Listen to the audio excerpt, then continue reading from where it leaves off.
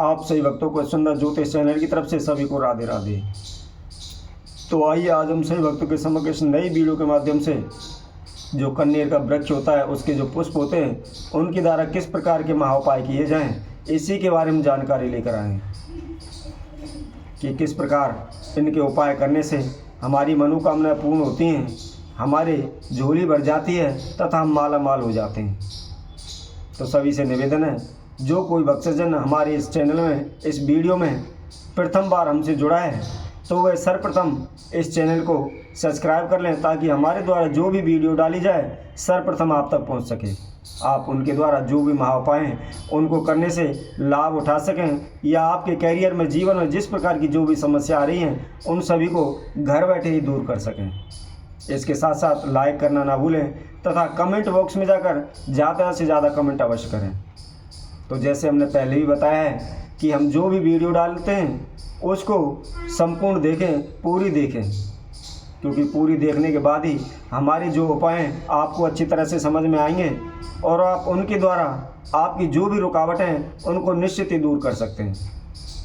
तथा कोई भी उपाय करते समय इस बात का अवश्य ध्यान रखें, जो भी आप उपाय करते हो उस समय आपके मन में सच्ची श्रद्धा तथा विश्वास होना चाहिए।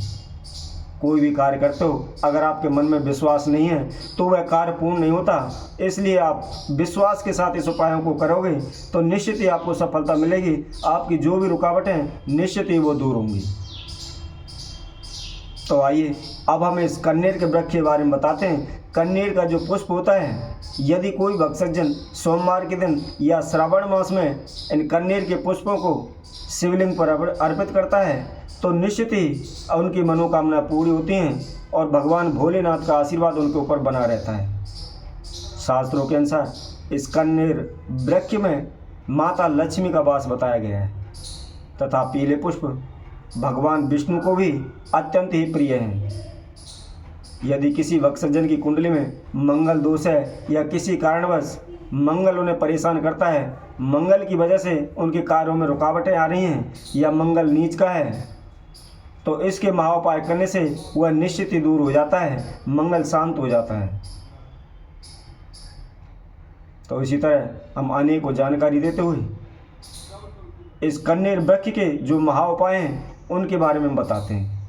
नंबर 1 पर बताते हैं, यदि किसी की कुंडली में काल सर्प दोष है या चंद्र नीच का बैठा हुआ है या अल्प मृत्यु दोष है, अल्प आयु का दोष है या दुर्घटना का कोई दोष है, तो उन्हें क्या करना चाहिए।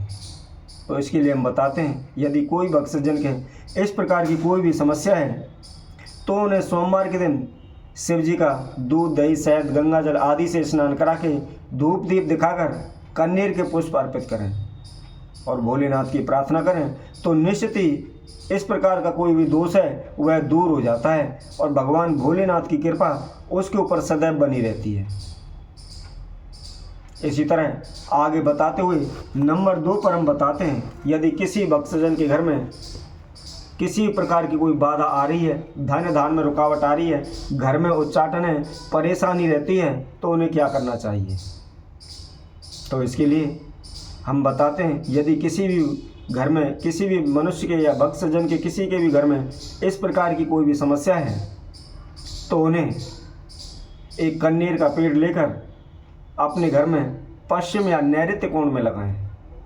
ऐसा करने से निश्चित ही उनके घर में जो भी नेगेटिव एनर्जी है, नेगेटिव ऊर्जा है, वह दूर हो जाती है और धन धान में बरकत होती है, घर में सुख शांति बनी रहती है तथा धन लाभ तथा मान सम्मान आदि में बढ़ोतरी होती है।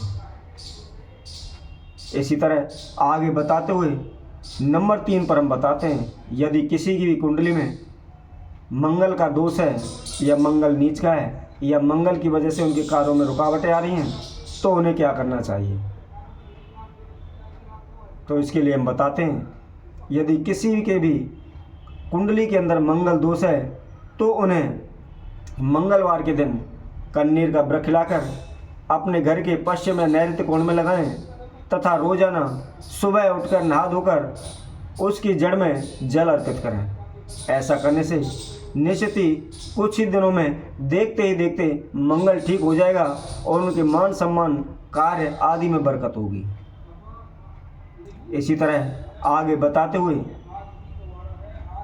नंबर 4 पर हम बताते हैं, यदि कोई भी शत्रु आपको परेशान कर रहा है या अन्य किसी प्रकार की हानि करता है या आपके कारोबार में रुकावट डालता है, पैसे में रुकावट डालता है, तो आपको क्या करना चाहिए। तो इसके लिए हम बताते हैं, यदि किसी भक्त सज्जन के इस प्रकार का कोई भी दुश्मन है, उन्हें अड़चन दे रहा है, तो वीरवार वाले दिन सूर्योदय से पहले कन्ने वृक्ष की एक टहनी तोड़ कर ले आएँ और घर लाकर उसके 7 टुकड़े करें और कपूर की सहायता से उसे जला दें। जलाते समय जो भी आपका शत्रु है उसका मन ही मन ध्यान करें, तो निश्चित ही शत्रु शांत हो जाएंगे। कोई भी शत्रु आपको परेशान नहीं करेगा, न ही किसी प्रकार की हानि करेगा। इसी तरह और भी उपाय बताते हुए हम आपको नंबर 5 पर बताते हैं, यदि आपके पैसे में बार बार रुकावट आती है या वृद्धि नहीं हो पाती, तो आपको क्या करना चाहिए। तो इसके लिए हम आपको बताते हैं, यदि किसी प्रकार की कोई समस्या है तो 11 शुक्रवार 11 कन्नेर की पुष्पों की माला बनाते हुए माता लक्ष्मी को अर्पित करें। ऐसा करने से माता लक्ष्मी की कृपा सदैव उनके ऊपर बरसती रहती है। धन्य धान में बरकत होती है, कारोबार में बरकत होती है, मान सम्मान आदि का लाभ मिलता है। इसी तरह आगे बताते हुए, यदि किसी भी माता बहन के, किसी भी स्त्री के संतान सुख नहीं है या अनेकों प्रकार से उन्होंने इलाज कराए हुए हैं लेकिन कोई भी रास्ता उन्हें नहीं मिल रहा, तो उन्हें क्या करना चाहिए। उसके लिए हम बताते हैं, यदि इस प्रकार की कोई भी समस्या है तो उन माता बहनों को सुबह नहा धोकर शुद्ध होकर रोजाना गोपाल जी की पूजा करते हुए तथा संतान गोपाल का पाठ करते हुए 108 कन्नेर पुष्प गोपाल जी को अर्पित करें। ऐसा करने से निश्चित ही कुछ ही दिनों में उन्हें संतान सुख प्राप्त होगा। श्री गोपाल जी महाराज का आशीर्वाद उनके ऊपर बरसेगा। तो इसी तरह हमारे द्वारा जो भी उपाय बताए गए हैं, यदि आप विश्वास के साथ तथा विधि विधान से संपूर्ण करते हैं तो निश्चित ही आपको सफलता मिलेगी, निश्चित ही आपको लाभ होगा। तो इसी तरह हम और आगे आने वाली वीडियो में अनेकों उपाय आपके समक्ष रखेंगे। तब तक के लिए सभी भक्तों को इस सुंदर ज्योतिष चैनल की तरफ से सभी को राधे राधे।